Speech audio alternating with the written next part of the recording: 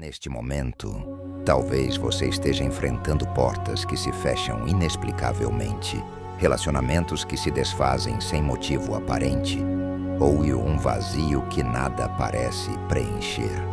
Não se desespere. Estes podem ser os sinais mais poderosos de que Deus está preparando algo extraordinário para a sua vida. Algo que vai além da sua compreensão atual.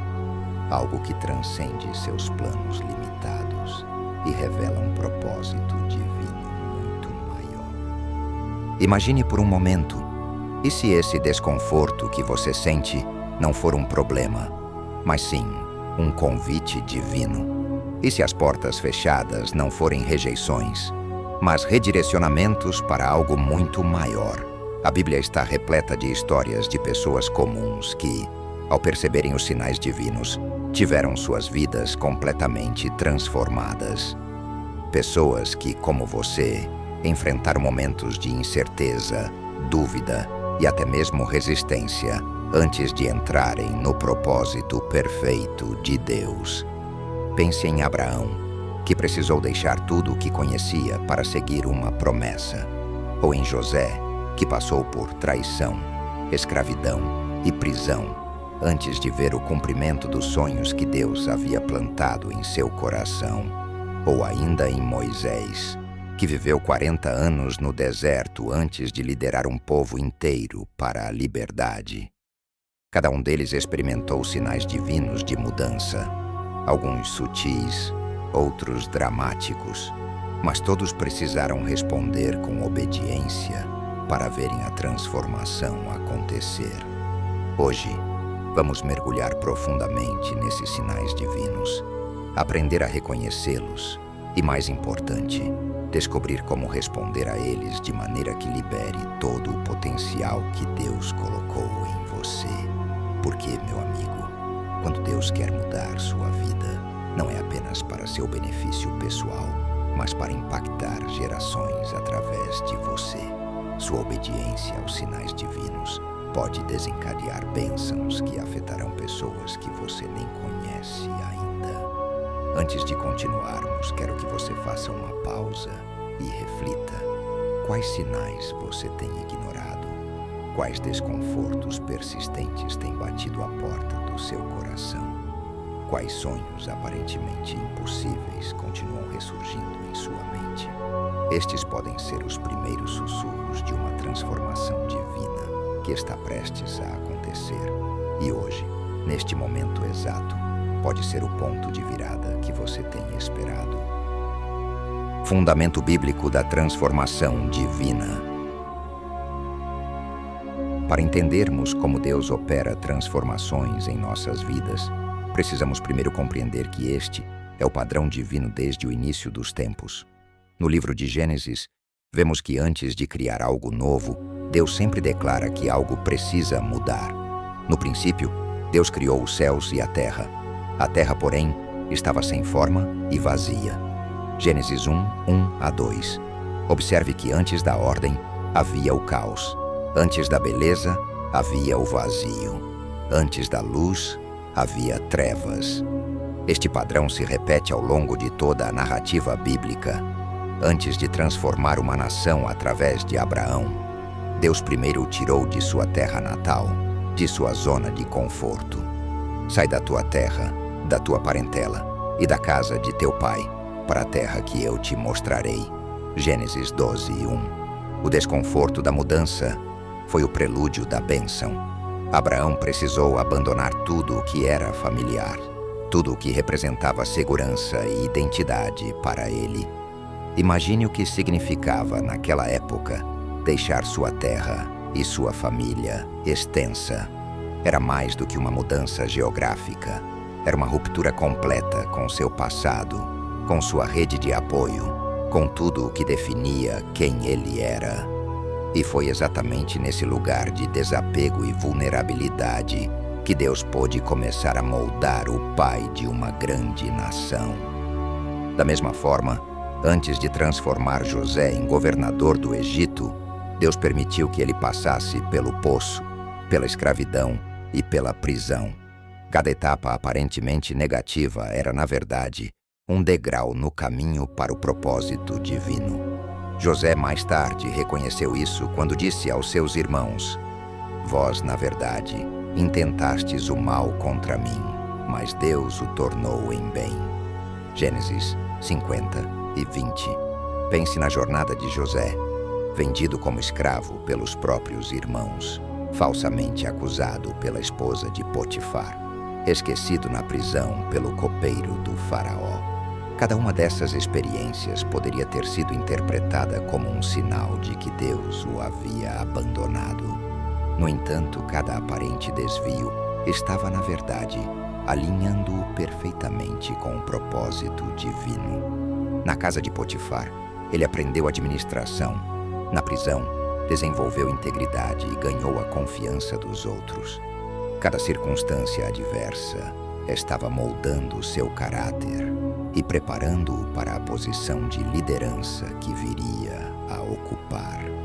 Moisés experimentou 40 anos no deserto antes de liderar o êxodo. 40 longos anos. Imagine isso, um homem educado nos palácios do Egito, com acesso à melhor educação e recursos daquela época, reduzido a pastor de ovelhas no deserto de Midian. Dia após dia, ano após ano, a mesma rotina, o mesmo cenário árido, as mesmas ovelhas. Para muitos, isso pareceria um desperdício de potencial, um sinal claro de que algo havia dado errado. No entanto, foi precisamente nesse período, aparentemente improdutivo, que Deus estava formando em Moisés a humildade, a paciência e a intimidade com o Criador que seriam essenciais para sua missão futura. Davi enfrentou anos fugindo de Saul antes de assumir o trono. Mesmo após ser ungido por Samuel, Davi não foi imediatamente coroado rei. Ao contrário, ele enfrentou perseguição, traição e exílio. Viveu em cavernas, desertos e terras estrangeiras, sempre com a ameaça de morte pairando sobre sua cabeça. Esses anos de adversidade forjaram nele um coração dependente de Deus, uma liderança compassiva e uma profunda compreensão da graça divina. Qualidades que definiram seu reinado e o tornaram um homem segundo o coração de Deus. Ester passou por um ano de preparação antes de salvar seu povo. Um ano inteiro de tratamentos de beleza e protocolos da corte persa, antes mesmo de se apresentar ao rei. O que poderia parecer superficial e desnecessário era, na verdade, parte essencial do plano divino. Aquele período de espera e preparação a posicionou estrategicamente para o momento em que seu povo enfrentaria a ameaça de aniquilação. Paulo ficou 3 dias em cegueira antes de se tornar o grande apóstolo. Aqueles 3 dias de escuridão física representaram uma profunda transformação espiritual. O perseguidor zeloso dos cristãos precisou experimentar a vulnerabilidade total, a dependência absoluta e o silêncio forçado para que sua visão espiritual fosse completamente renovada. Foi naquele período de desconforto extremo que o fundamento de seu ministério futuro foi estabelecido. Em cada caso, o padrão é claro. Deus usa o desconforto, a espera e as mudanças inesperadas como ferramentas de preparação para algo maior. Como o oleiro que primeiro amassa e molda o barro antes de criar uma obra-prima, Deus frequentemente precisa desmontar aspectos de nossa vida antes de reconstruí-los em algo mais belo e útil. Jesus mesmo ensinou este princípio quando disse: em verdade vos digo, se o grão de trigo não cair na terra e não morrer, fica ele só. Mas, se morrer, produz muito fruto." João 12:24. A transformação sempre envolve um processo de morte para o velho antes que o novo possa emergir. O grão de trigo precisa ser enterrado na escuridão do solo, precisa se desfazer completamente antes que a nova vida possa brotar. Da mesma forma, aspectos de nossa velha identidade, nossos velhos sonhos e planos, frequentemente precisam morrer para que o propósito divino possa florescer em nós. Portanto, quando você sente aquela inquietação, quando portas se fecham ou quando enfrenta períodos de espera aparentemente sem sentido, lembre-se, você está em boa companhia. Está seguindo o mesmo padrão que Deus usou com os maiores homens e mulheres da Bíblia. Não é punição, é preparação. Não é rejeição, é redirecionamento. Não é o fim, é apenas o começo de algo muito maior do que você poderia imaginar. Exemplos bíblicos de transformação. Moisés, da fuga ao chamado. Vamos olhar mais detalhadamente para alguns desses exemplos bíblicos, começando com Moisés. Criado no palácio do faraó com todos os privilégios imagináveis, Moisés tinha conforto, educação e status. Ele era, como diz a Escritura, instruído em toda a sabedoria dos egípcios. Atos 7:22. Tinha acesso aos melhores professores, às bibliotecas mais completas, às oportunidades mais prestigiosas daquela que era a maior civilização de seu tempo. Do ponto de vista humano, seu futuro estava garantido e seria brilhante. No entanto, Deus plantou em seu coração uma inquietação com o sofrimento de seu povo. Mesmo cercado de luxo e privilégios, Moisés não conseguia ignorar a opressão que seus irmãos hebreus sofriam. Essa inquietação era o primeiro sinal divino de que sua vida estava destinada a um propósito maior do que simplesmente desfrutar dos privilégios da corte egípcia. Quando Moisés tentou agir por conta própria, matando um egípcio que maltratava um hebreu, ele acabou tendo que fugir para o deserto de Midian por 40 anos. Imagine isso, 40 longos anos. Moisés viveu como pastor de ovelhas, aparentemente esquecido e insignificante. Quantas noites ele deve ter passado olhando para as estrelas, questionando se havia desperdiçado sua vida, se havia interpretado erroneamente aquela inquietação em seu coração. Quantas vezes deve ter se perguntado se Deus havia se esquecido dele. Mas o desconforto de Moisés no deserto não era rejeição divina, mas sim um tempo de preparação essencial. Ele precisava aprender humildade, paciência e intimidade com Deus antes de poder liderar uma nação inteira. No palácio, ele havia aprendido a liderar pelo poder e autoridade. No deserto, aprendeu a liderar pelo exemplo e pela dependência de Deus. No palácio, estava cercado de conselheiros e servos. No deserto, estava sozinho com suas ovelhas e com o Criador. No palácio, vivia no ritmo acelerado da corte. No deserto, aprendeu o valor da espera e da contemplação. Quando finalmente encontrou a sarça ardente, Moisés estava pronto para ouvir e responder ao chamado divino. Aquele encontro sobrenatural marcou o fim de sua preparação e o início de sua missão. Mas observe como, mesmo nesse momento crucial, Moisés resistiu, alegando não ser eloquente o suficiente. Ah, Senhor, eu nunca fui eloquente, nem antes nem depois que falaste a teu servo, pois sou pesado de boca e pesado de língua. Êxodo 4:10. Essa resistência revela algo profundamente humano. Mesmo após anos de preparação divina, frequentemente duvidamos de nossa capacidade de cumprir o chamado de Deus. Nos agarramos às nossas limitações como desculpas para não avançar. Mas Deus já havia preparado até mesmo para essa objeção, providenciando Arão como seu porta-voz. Não é Arão, o levita, teu irmão?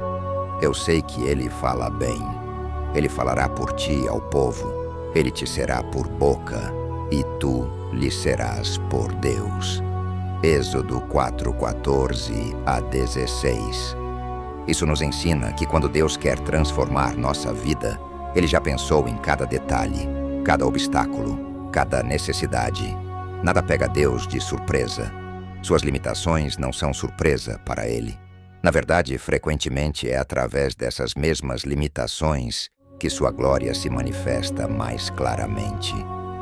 A história de Moisés nos mostra que os períodos de aparente esquecimento e insignificância podem ser, na verdade, os mais formativos em nossa jornada. O deserto não era um desvio no caminho de Moisés, era o caminho em si, a preparação necessária para o propósito divino. José, do poço ao palácio. José, o filho favorito de Jacó, recebeu sonhos proféticos ainda jovem. Esses sonhos não eram meras fantasias noturnas, eram sinais divinos de um propósito maior. Aos 17 anos, José sonhou que seus irmãos, representados por feixes de trigo, se inclinavam perante o seu feixe. Em outro sonho, viu o sol, a lua e 11 estrelas se prostrando diante dele, simbolizando seus pais e irmãos.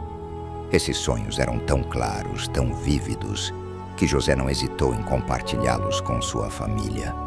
Talvez em sua juventude e inexperiência, ele não tenha percebido como isso alimentaria o ciúme e o ressentimento que seus irmãos já sentiam por ele. Ou talvez em sua inocência, ele simplesmente estivesse relatando o que Deus havia mostrado, sem considerar as consequências. No entanto, o caminho para a realização desses sonhos foi marcado por traição, escravidão e prisão injusta. Cada revés na vida de José parecia contradizer os sonhos que Deus lhe dera. Vendido como escravo pelos próprios irmãos, falsamente acusado pela esposa de Potifar, esquecido na prisão pelo copeiro do faraó. Tudo indicava que seus sonhos eram apenas ilusões, produtos de uma imaginação juvenil, ou pior ainda, de um orgulho desmedido. Imagine os pensamentos que devem ter passado pela mente de José enquanto era transportado para o Egito, acorrentado como um animal, tratado como mercadoria. Onde estão meus sonhos agora? Zrenia ele deve ter se perguntado. Será que interpretei tudo errado? Será que Deus realmente falou comigo ou foi apenas minha imaginação? E depois, quando finalmente parecia estar se estabelecendo na casa de Potifar, ganhando confiança e responsabilidade, veio a falsa acusação de assédio pela esposa de seu senhor. Novamente, tudo desmoronou. Da posição de administrador da casa, José foi lançado numa prisão, onde permaneceria por anos. Quantas noites ele deve ter passado relembrando seus sonhos, tentando reconciliá-los com sua realidade atual. Como poderia alguém na prisão um dia governar sobre outros? No entanto, cada circunstância adversa estava, na verdade, posicionando José exatamente onde ele precisava estar. A escravidão o levou à casa de Potifar, onde aprendeu administração e ganhou experiência gerenciando uma grande propriedade. A prisão o colocou em contato com o copeiro do faraó, que eventualmente o recomendaria ao governante do Egito. Cada aparente desvio era, na verdade, um passo direto para o cumprimento do propósito divino. Observe também como, em cada etapa de sua jornada, José manteve sua integridade e excelência. Como escravo, serviu com tanta distinção que Potifar deixou tudo o que tinha nas mãos de José, de maneira que, tendo-o por mordomo, de nada sabia, além do pão que comia. Gênesis 39:6. Na prisão, demonstrou tal caráter que o carcereiro-chefe entregou nas mãos de José todos os presos que estavam no cárcere, e ele fazia tudo o que se devia fazer ali. Gênesis 39:22. Isso nos ensina uma lição crucial. Enquanto esperamos pelo cumprimento dos sonhos divinos, nossa atitude e caráter importam. José não permitiu que as circunstâncias adversas o amargassem ou o fizessem duvidar do caráter de Deus. Ele continuou servindo com excelência, independentemente de sua posição. Ele entendeu que o caminho para o cumprimento não era apenas sobre chegar ao destino, mas sobre quem ele se tornaria no processo. Quando finalmente José foi elevado a governador do Egito, ele tinha não apenas a autoridade, mas também a sabedoria, o caráter e a experiência necessárias para a missão. Ele havia aprendido a administrar recursos, a lidar com pessoas difíceis, a manter a integridade sob pressão e, acima de tudo, a confiar no timing perfeito de Deus. Ele mesmo reconheceu isso quando disse aos seus irmãos: "Não fostes vós que me enviastes para cá, mas sim Deus." Gênesis 45:8.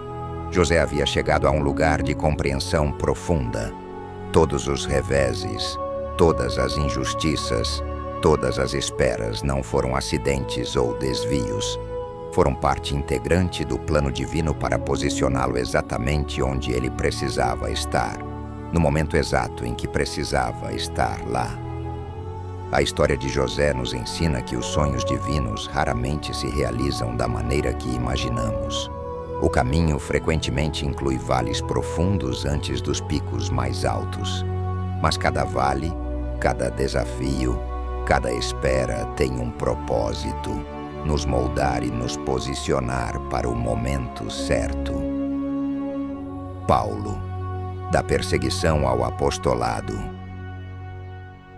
Paulo, anteriormente chamado Saulo, era um perseguidor ferrenho dos cristãos, convencido de que estava servindo a Deus ao eliminar o que considerava uma seita perigosa. Ele tinha status, educação e zelo religioso.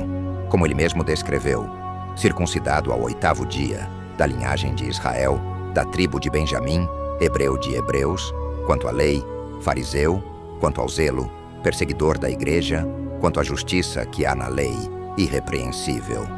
Filipenses 3:5-6. Do ponto de vista religioso judaico, Saulo era impecável. Ele havia estudado aos pés de Gamaliel, um dos mais respeitados mestres da lei. Ele conhecia as Escrituras, observava meticulosamente os mandamentos e estava disposto a defender sua fé com fervor inabalável. Ele acreditava sinceramente que estava fazendo a vontade de Deus ao perseguir os seguidores de Jesus. No entanto, tudo mudou drasticamente no caminho de Damasco. Enquanto viajava com autorização para prender cristãos, Saulo foi subitamente cercado por uma luz resplandecente do céu. Caindo por terra, ouviu uma voz que dizia: "Saulo, Saulo, por que me persegues?"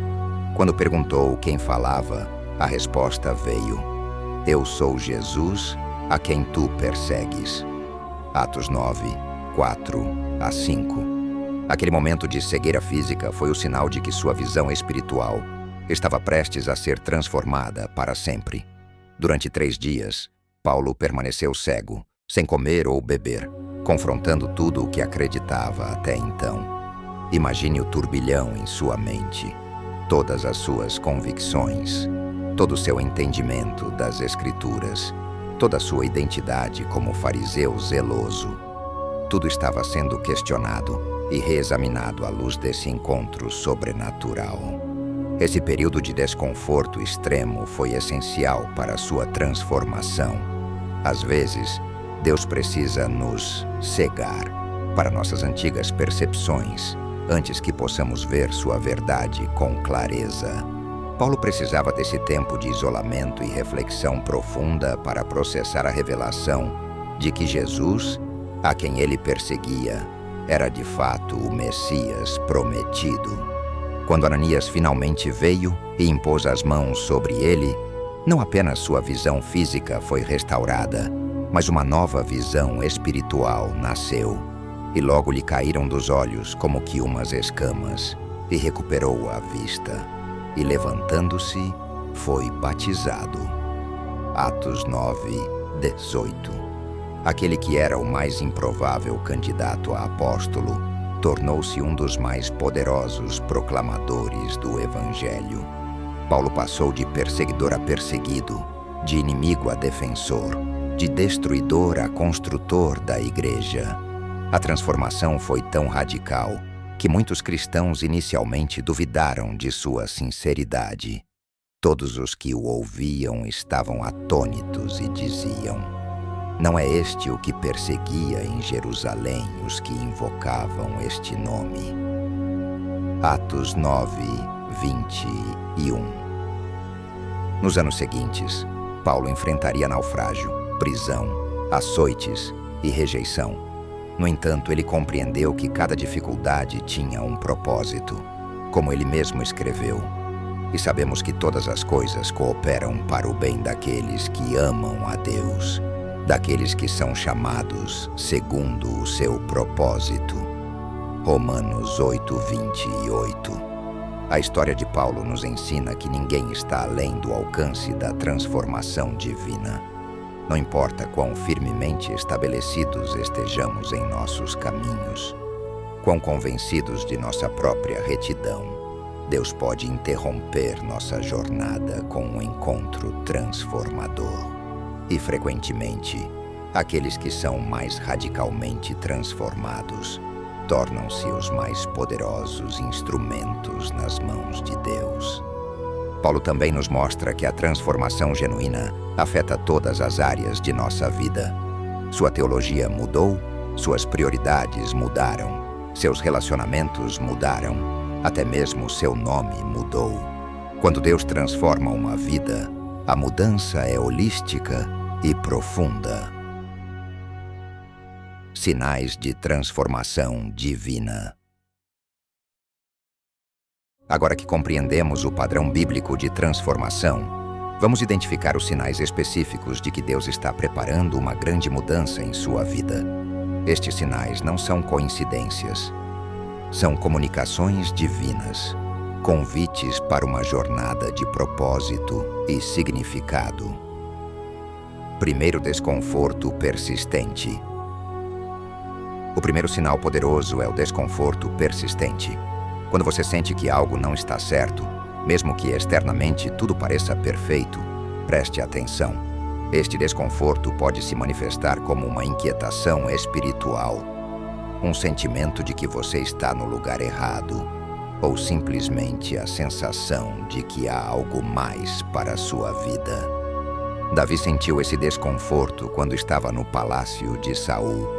Externamente, tinha posição e prestígio como músico da corte e guerreiro vitorioso. No entanto, internamente, ele sabia que não era aquele o seu lugar definitivo. O desconforto foi o sinal de Deus de que havia um trono esperando por ele.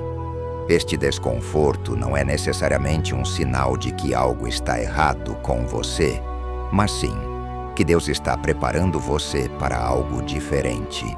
Como C.S. Lewis sabiamente observou, se descobrir em si desejos que nada neste mundo pode satisfazer, a explicação mais provável é que você foi feito para outro mundo. Muitas vezes confundimos esse desconforto divino com insatisfação pessoal ou até mesmo depressão. Tentamos medicá-lo, ignorá-lo ou preenchê-lo com distrações temporárias. Mudamos de emprego, de relacionamento, de cidade, buscando alívio.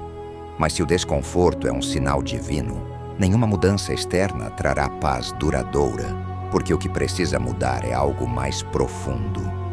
É a direção de sua vida em relação ao propósito de Deus. Pergunte a si mesmo: há quanto tempo você sente esse desconforto? Ele persiste mesmo quando você tenta ignorá-lo? Ele se intensifica durante momentos de oração ou reflexão espiritual? Estes são indicadores de que o desconforto pode ser um sinal divino. Lembre-se de que o desconforto divino é sempre construtivo, não destrutivo. Ele não o leva ao desespero, mas à busca. Não o paralisa, mas o mobiliza. Não diminui sua fé, mas a aprofunda. Se o desconforto que você sente tem essas características, é muito provável que seja um sinal de que Deus está preparando uma transformação em sua vida. Segunda, portas fechadas e oportunidades bloqueadas. O segundo sinal é o fechamento de portas que antes estavam abertas. Talvez você esteja enfrentando rejeições inexplicáveis, oportunidades que subitamente desaparecem, ou caminhos que se tornam impossíveis de seguir. Paulo e Silas experimentaram isso quando o Espírito Santo os impediu de pregar na Ásia. Em Atos 16, 6 a 7, lemos: E passando pela Frígia e pela província da Galácia, foram impedidos pelo Espírito Santo de anunciar a palavra na Ásia. E quando chegaram a Mísia, tentavam ir para Bitínia, mas o Espírito de Jesus não lhe permitiu. Aquelas portas fechadas não eram rejeição divina, mas direcionamento para a Macedônia, onde uma colheita maior os aguardava. Às vezes, Deus fecha portas não para nos frustrar, mas para nos direcionar para o caminho que Ele preparou. Quando uma porta se fecha em sua vida, especialmente uma que parecia perfeitamente alinhada com seus planos e desejos, não se desespere. Pare e pergunte: Senhor, para onde você está me redirecionando? Lembre-se das palavras de Provérbios 16 e 9. O coração do homem planeja o seu caminho, mas o Senhor lhe dirige os passos. As portas fechadas podem ser particularmente dolorosas quando envolvem sonhos que acalentamos por muito tempo ou oportunidades pelas quais trabalhamos arduamente. Talvez seja uma promoção que não veio, um relacionamento que terminou, um projeto que fracassou ou uma mudança que não se concretizou. A tendência natural é ver essas situações como fracassos ou punições. No entanto, na economia divina, elas podem ser proteções misericordiosas ou redirecionamentos amorosos. Pense em quantas vezes, olhando para trás, você agradeceu por certas portas terem se fechado. Aquele relacionamento que não deu certo, aquele emprego que você não conseguiu, aquela mudança que não aconteceu. Quantas dessas situações, com o benefício da retrospectiva, você agora reconhece como intervenções divinas que o pouparam de caminhos equivocados ou o direcionaram para bênçãos maiores. As portas fechadas também nos ensinam a depender mais de Deus e menos de nossas próprias habilidades ou conexões. Quando todos os nossos esforços e estratégias falham, somos forçados a reconhecer nossa dependência do Criador. Como Paulo escreveu, para que não confiássemos em nós, mas em Deus, que ressuscita os mortos. 2 Coríntios 1, 9. Terceiro, novos sonhos e desejos. O terceiro sinal é o surgimento de novos sonhos e desejos em seu coração. Quando pensamentos de mudança, novos projetos ou visões diferentes começam a ocupar sua mente com frequência, isso pode ser Deus plantando as sementes do seu futuro. Neemias experimentou isso quando, mesmo sendo copeiro do rei na Pérsia, começou a sonhar com a reconstrução dos muros de Jerusalém. Aquele desejo aparentemente impossível era a semente de sua missão divina. Ele não ignorou esse novo sonho, mas o alimentou com oração, planejamento e, eventualmente, ação. Salmos 37, 4 nos promete: deleita-te também no Senhor, e Ele te concederá os desejos do teu coração. Quando nos alinhamos com Deus, Ele frequentemente planta em nós desejos que correspondem ao seu propósito para a nossa vida. Estes novos sonhos geralmente parecem maiores do que nossa capacidade atual. Eles nos intimidam e, ao mesmo tempo, nos atraem. Eles nos fazem perguntar: seria possível? Esta tensão entre impossibilidade e atração é frequentemente um sinal de que o sonho é divino. Os sonhos divinos também têm algumas características distintivas. Eles geralmente beneficiam outros, não apenas a nós mesmos. Eles estão alinhados com os valores do reino de Deus, não com valores puramente mundanos. Eles nos chamam a crescer em caráter e fé, não apenas em status ou posses. E talvez o mais importante, eles persistem mesmo quando enfrentamos obstáculos ou desânimo. Neemias não desistiu de seu sonho quando enfrentou oposição de Sambalate e Tobias. Davi não abandonou sua visão quando Saul o perseguiu. Paulo não recuou de sua missão quando enfrentou prisão e açoites. Os sonhos divinos vêm acompanhados de uma perseverança sobrenatural que nos sustenta através das dificuldades. Pergunte a si mesmo: que novos desejos têm surgido em seu coração? Que visões ou projetos continuam voltando à sua mente, mesmo quando você tenta ignorá-los? Esses podem ser os sussurros divinos de seu futuro, as sementes que Deus está plantando para a próxima estação de sua vida. Quarta, pessoas estratégicas. O quarto sinal é o aparecimento de mentores e pessoas estratégicas em sua vida. Quando Deus quer nos transformar, Ele frequentemente envia pessoas que já passaram pelo caminho que devemos trilhar. Eliseu recebeu Elias como mentor antes de assumir seu manto profético. Timóteo teve Paulo. Ruth teve Noemi. Em cada caso, o mentor não apenas transmitiu conhecimento, mas também sabedoria, caráter e discernimento espiritual. Observe atentamente. Quem Deus tem colocado em seu caminho recentemente? Que novas conexões surgiram por acaso? Quem tem falado em sua vida palavras que ressoam profundamente em seu espírito? Estas pessoas podem ser instrumentos divinos para sua transformação. Provérbios 27:17 nos lembra: como o ferro afia o ferro, assim o homem afia o rosto do seu amigo. As pessoas estratégicas que Deus coloca em nossa vida frequentemente nos afiam. Um processo que pode ser desconfortável, mas essencial para nosso crescimento. Essas pessoas estratégicas nem sempre aparecem como mentores formais. Às vezes, são amigos que falam a verdade em amor. Outras vezes, são estranhos que cruzam nosso caminho brevemente, mas deixam palavras que nos marcam profundamente. Podem ser autores cujos livros nos impactam, pregadores cujas mensagens parecem falar diretamente à nossa situação, ou até mesmo pessoas difíceis que, sem saber, nos ensinam lições valiosas sobre paciência, perdão ou perseverança. O importante é estar atento a esses encontros divinos e receptivo às lições que eles trazem. Muitas vezes, Deus fala através de pessoas, e ignorar essas vozes pode significar perder direções cruciais para nossa jornada.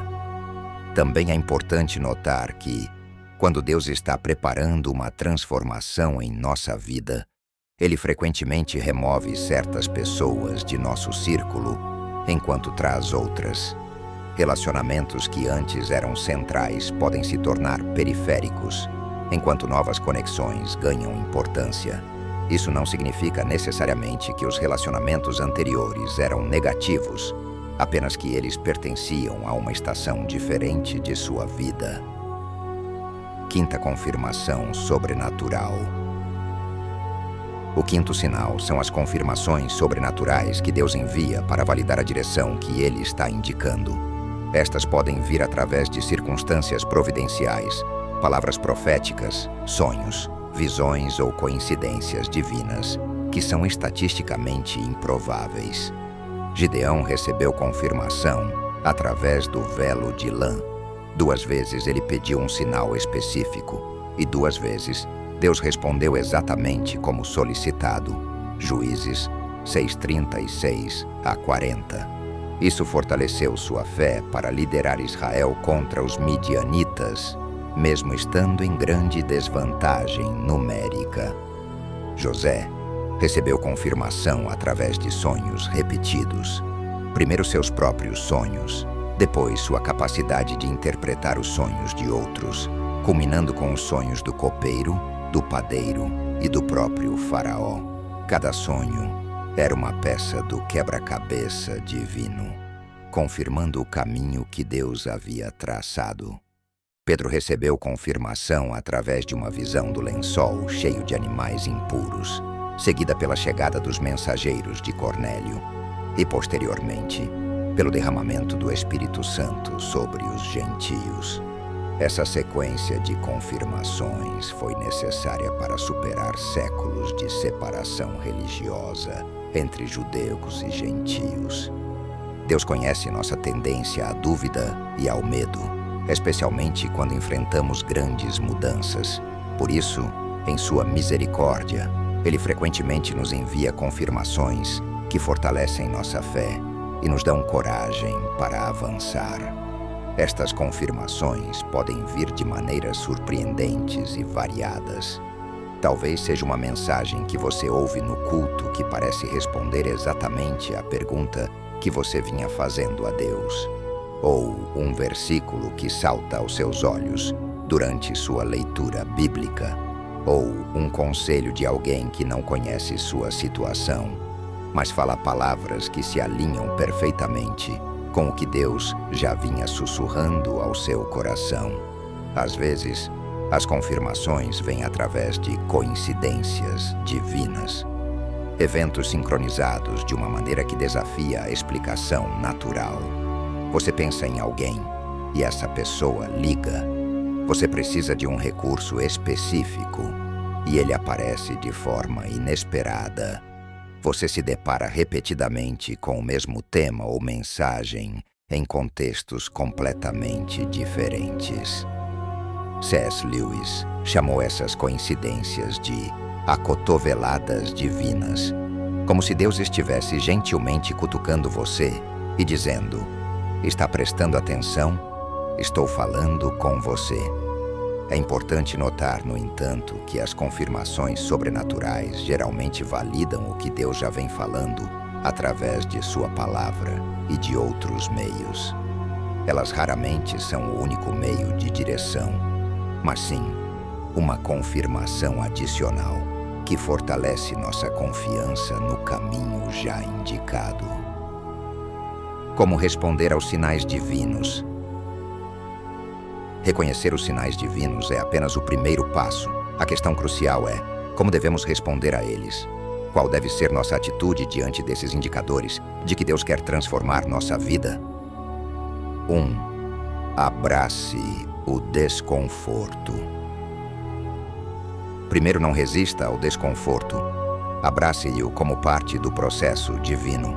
Moisés inicialmente resistiu ao chamado para confrontar o faraó, mas quando finalmente aceitou o desconforto, descobriu poder e propósito. O desconforto é frequentemente o catalisador para o crescimento. Pense em uma lagarta transformando-se em borboleta. O processo ocorre dentro de um casulo apertado e desconfortável. Sem esse desconforto, a transformação nunca aconteceria. Tiago 1:2-4 nos encoraja: "Meus irmãos, tende por motivo de grande gozo o passardes por várias provações, sabendo que a provação da vossa fé produz a perseverança, e a perseverança deve ter ação completa, para que sejais perfeitos e íntegros, em nada deficientes." Quando abraçamos o desconforto como parte do processo divino, ele perde seu poder de nos paralisar. Em vez disso, torna-se uma ferramenta em nossas mãos, moldando-nos para o propósito de Deus. Isso não significa que devemos buscar o sofrimento por si só, ou permanecer em situações abusivas ou destrutivas. Há uma diferença crucial entre o desconforto transformador e o sofrimento desnecessário. O desconforto divino sempre nos leva para mais perto de Deus e de seu propósito, enquanto situações destrutivas geralmente nos afastam dele.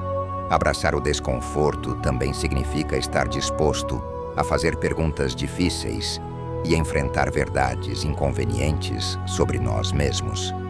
Talvez Deus esteja usando esse período para revelar áreas de orgulho, medo, idolatria ou outros padrões pecaminosos que precisam ser tratados. Como Davi orou: sonda-me, ó Deus, e conhece o meu coração, prova-me e conhece os meus pensamentos, e vê se há em mim algum caminho mau, e guia-me pelo caminho eterno. Salmo 139, versículos 23 a 24. 2. Busque confirmação. Segundo, busque confirmação na oração e na palavra. Gideão pediu sinais concretos antes de aceitar sua missão de libertar Israel. Deus não se ofende quando buscamos confirmação com coração sincero. A confirmação pode vir de várias formas: através da palavra de Deus, de conselhos sábios, de circunstâncias providenciais ou de uma paz interior inexplicável. O importante é não tomar decisões precipitadas, baseadas apenas em emoções ou pressões externas. Separe tempo diariamente para ouvir a voz de Deus através da oração e da leitura bíblica. Como diz o Salmo 119, 105, lâmpada para os meus pés é a tua palavra e luz para o meu caminho. Quanto mais imersos estamos na palavra, mais claramente discernimos a voz de Deus em meio às muitas vozes que competem por nossa atenção. Além disso, busque o conselho de pessoas maduras espiritualmente. Provérbios 11:14 nos lembra: onde não há conselho, o povo cai, mas na multidão de conselheiros há segurança. Pessoas que conhecem você e que têm um relacionamento profundo com Deus podem oferecer perspectivas valiosas. No entanto, é importante escolher seus conselheiros com sabedoria.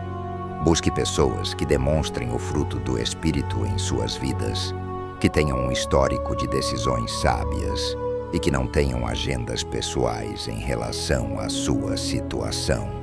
E lembre-se, mesmo os melhores conselhos humanos devem ser filtrados através da palavra de Deus e da direção do Espírito Santo. A confirmação também pode vir através do teste de paz interior. Filipenses 4:7 fala de a paz de Deus, que excede todo o entendimento, que guarda nossos corações e mentes em Cristo Jesus.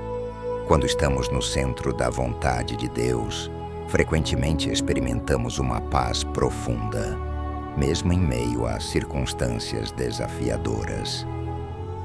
3. Dê pequenos passos de obediência. Terceiro, dê pequenos passos de obediência. Você não precisa ver todo o caminho para dar o primeiro passo.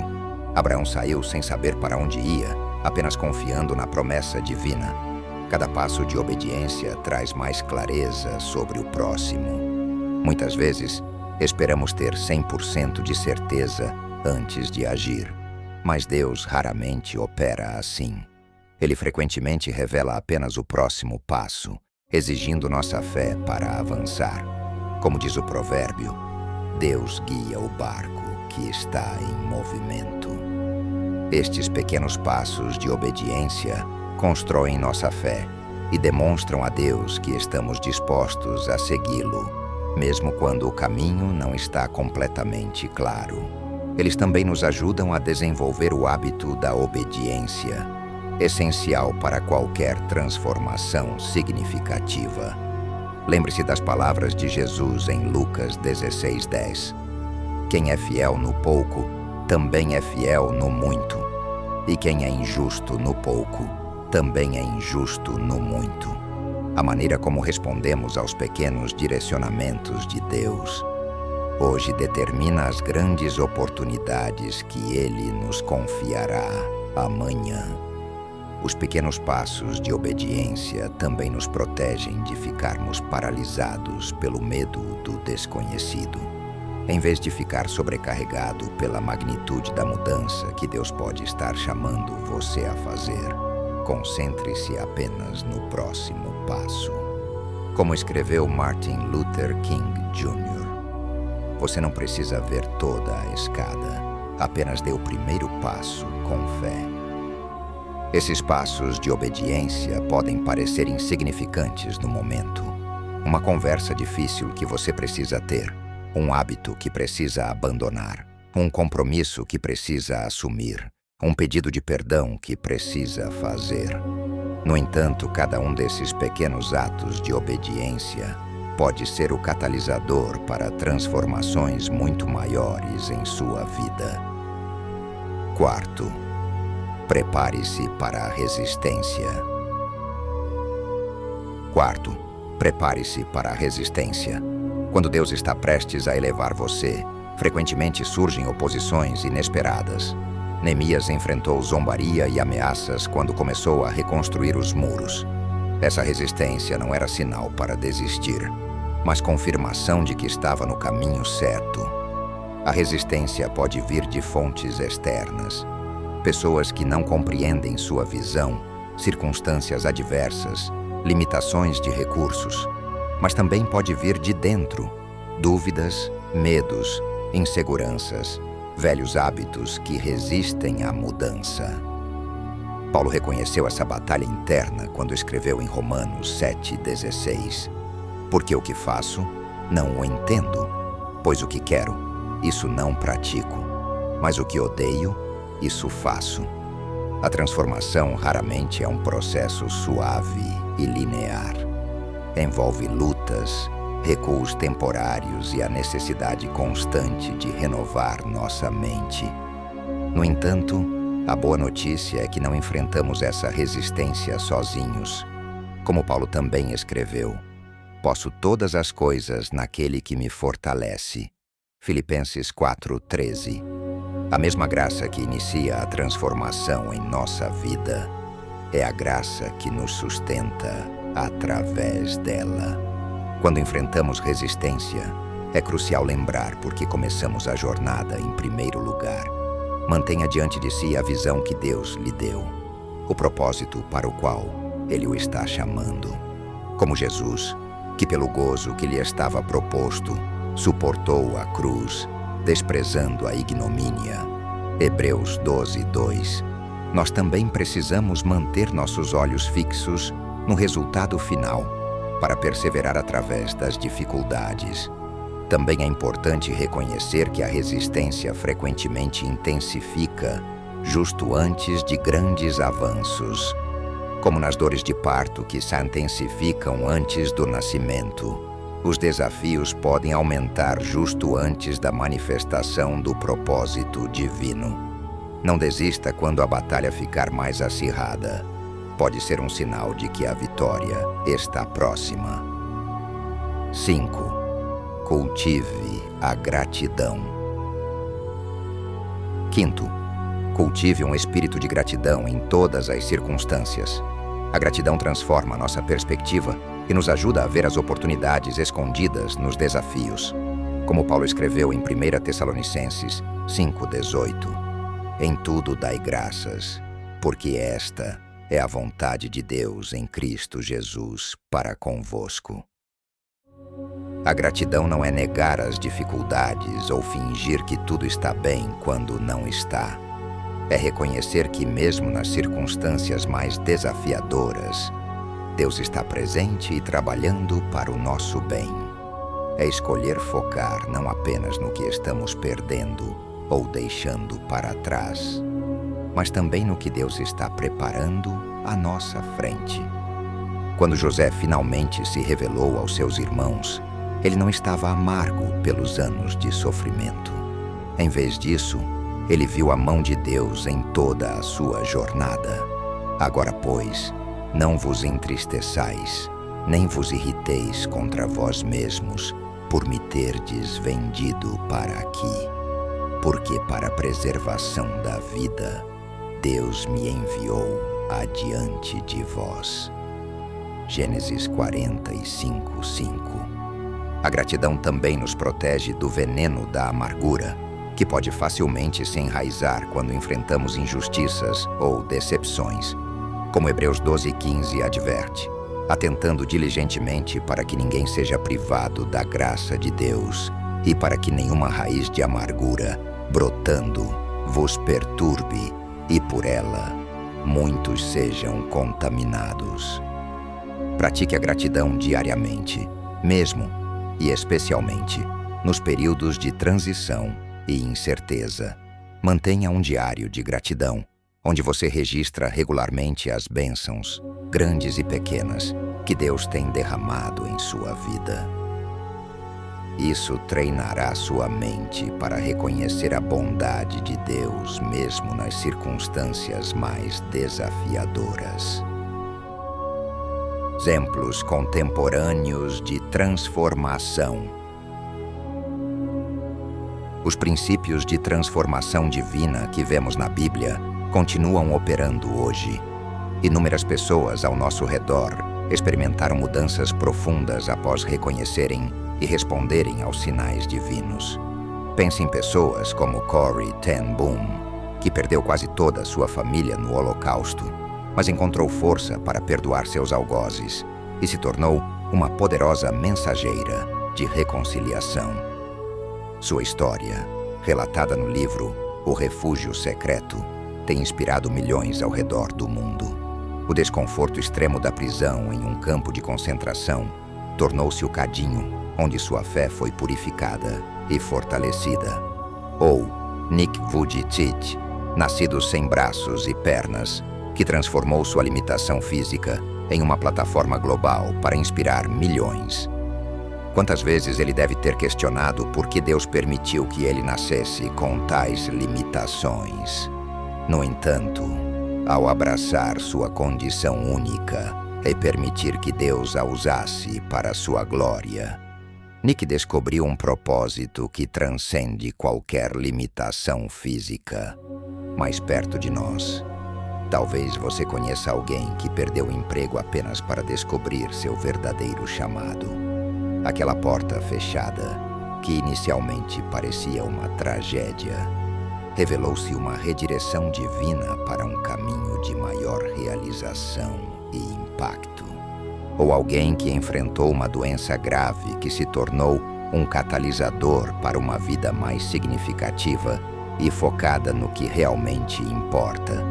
O que parecia uma sentença de limitação tornou-se um convite para uma vida mais profunda e autêntica. Ou um casal que enfrentou a dor da infertilidade apenas para descobrir o chamado para adotar crianças que precisavam desesperadamente de um lar amoroso. O que começou como uma profunda decepção transformou-se em uma bênção multiplicada para muitas vidas. Estas histórias nos lembram que os sinais de transformação divina não são apenas conceitos teológicos abstratos, mas realidades práticas que continuam moldando vidas hoje. Elas nos asseguram que, não importa quão difícil seja nossa situação atual, Deus pode usá-la como parte de seu plano maior. Como diz Isaías 43:19, eis que faço coisa nova, que está saindo à luz. Porventura não a percebeis? Eis que porei um caminho no deserto e rios no ermo. Mesmo nos lugares mais áridos de nossa vida, Deus pode fazer brotar novos caminhos e rios de bênção. Aplicação prática. Como podemos aplicar esses princípios em nossa vida diária? Como podemos nos posicionar para reconhecer e responder aos sinais de transformação divina? Primeiro, desenvolva uma prática diária de quietude e reflexão. Em meio ao ruído e à agitação da vida moderna, é fácil perder os sussurros divinos. Reserve tempo cada dia para silenciar as vozes externas e ouvir a voz de Deus. Como diz o Salmo 46:10, aquietai-vos e sabei que eu sou Deus. Esta prática de quietude não precisa ser complicada. Pode ser tão simples quanto 15 minutos pela manhã, antes que o dia comece a fazer suas exigências. Encontre um lugar tranquilo, Desligue seu telefone e outros dispositivos e simplesmente esteja na presença de Deus. Leia um trecho da Escritura, medite nele e então escute. Não preencha todo o tempo falando. Permita espaço para Deus falar ao seu coração. Segundo, mantenha um diário espiritual. Registre suas orações, impressões, sonhos e as coincidências que ocorrem em sua vida. Com o tempo, você começará a discernir padrões que podem revelar a direção divina. Além disso, este registro se tornará um testemunho da fidelidade de Deus em sua jornada. Um diário espiritual também serve como uma âncora nos momentos de dúvida. Quando você se perguntar se está no caminho certo, pode voltar e ler sobre as vezes em que Deus claramente o guiou no passado.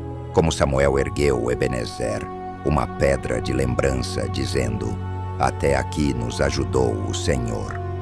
1 Samuel 7:12. Seu diário se torna um memorial da fidelidade divina. Terceiro, cultive relacionamentos que nutram sua visão.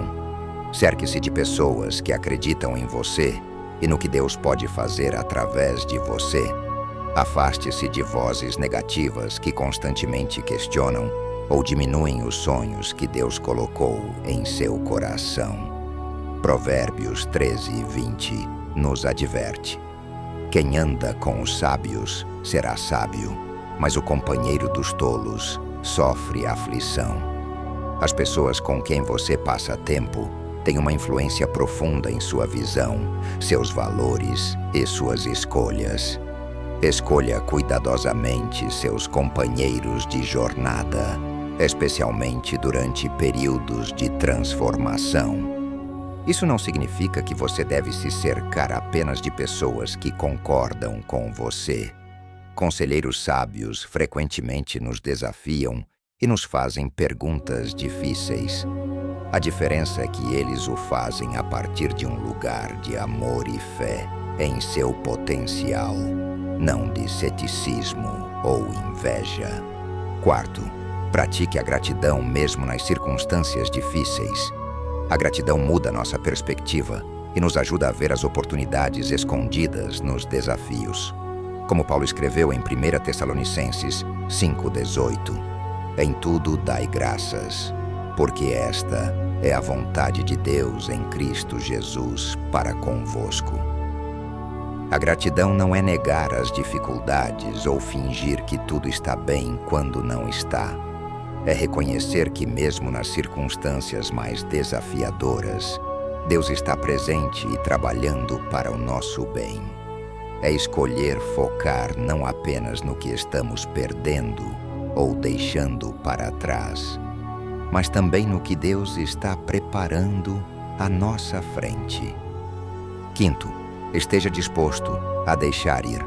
Às vezes, o maior obstáculo para a nova coisa que Deus quer fazer é nossa insistência em agarrar o velho. Como Jesus ensinou, ninguém põe vinho novo em odres velhos. Marcos 2:22. Esteja disposto a soltar velhos padrões, relacionamentos tóxicos, hábitos limitantes e até mesmo sucessos passados que podem estar impedindo seu próximo nível. Isso pode ser particularmente desafiador quando o que precisamos soltar não é obviamente negativo.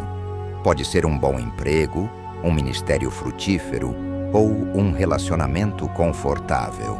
No entanto, às vezes o bom pode ser inimigo do melhor que Deus tem para nós. Como Paulo escreveu, "Esquecendo-me das coisas que atrás ficam e avançando para as que estão adiante, prossigo para o alvo."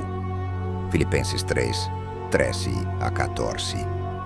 Sexto, seja paciente com o processo.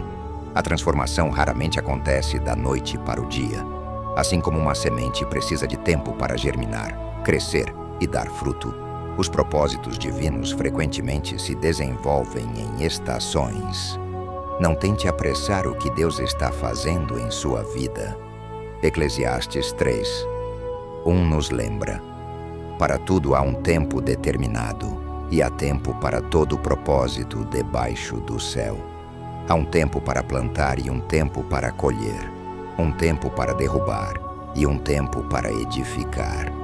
Aprenda a discernir a estação em que você está e coopere com o que Deus está fazendo nesse momento específico. A paciência não é passividade, é a confiança ativa de que Deus está trabalhando mesmo quando não vemos resultados imediatos. É continuar obedecendo, continuar confiando, continuar avançando, mesmo quando o progresso parece lento ou imperceptível. Conclusão: os sinais de transformação divina em sua vida não são coincidências. São convites para uma jornada de propósito e significado.